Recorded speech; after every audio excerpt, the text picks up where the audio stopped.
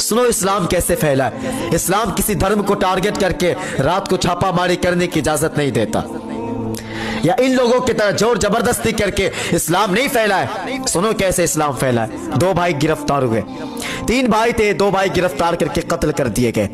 تیسرے کے بارے میں وزیر نے کہا بادشاہ اسے مجھے دے دو، خوبصورت ہے، اچھا ہے، 3 دن کے اندر میں اس کا ایمان بدل دوں گا۔ بادشاہ نے کہا لے جاؤ۔ وزیر نے اپنے گھر لایا۔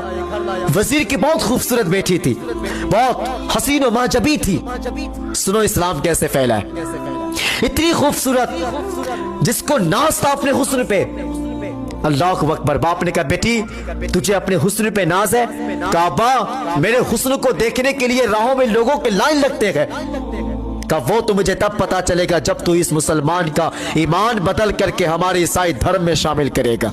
کہا ابا بس اتنی سی بات ہے، کتنی مہلت ملی؟ کہا 3 دن کا بہت ہے، 1 دن میں ایمان بدل دوں گا۔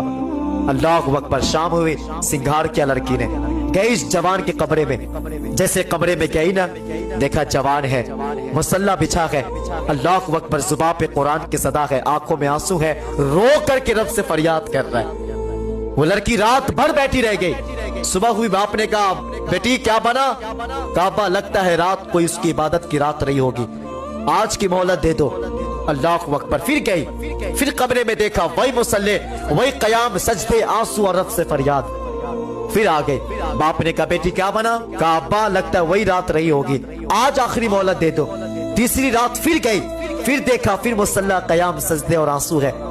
لڑکی سوچ میں پڑ گئی کہ حیرت ہے، یہ انسان ہے یا فرشتہ جس حسن کو دیکھنے کے لیے راہوں میں لوگوں کے لائن لگتے ہیں، یہ ایک جھلک نہیں دیکھتا؟ کہا جوان تجھے خدا کا واسطہ ہے تو مجھ سے بات کر لے۔ کہا کیا بات ہے؟ کہا جس حسن کو دیکھنے کے لیے راہوں میں لوگوں کے لائن لگتے ہیں تو ایک جھلک نہیں دیکھتا؟ جوان نے کہا جس نے حضور کا حسن دیکھا ہو، ہے زلف دیکھی ہے کہ نظروں نے گھٹا دیکھی ہے، لٹ گیا جس نے محمد کی ادا دیکھی ہے۔ کہا جس نے حضور کا حسن دیکھا ہو وہ تیری حسن کی کیا اوقات ہے؟ کہا جوان ایک احسان کر، کیا کلمہ پڑھا کے مسلمان بنا دے۔ کہا وہ کیوں؟ کہا میں سوچ میں پڑ گئی، اسلام کے ماننے والا اتنا پارسا ہے، اتنا پیارا ہے، تو پھر اسلام کو لانے والا کتنا پیارا ہوگا۔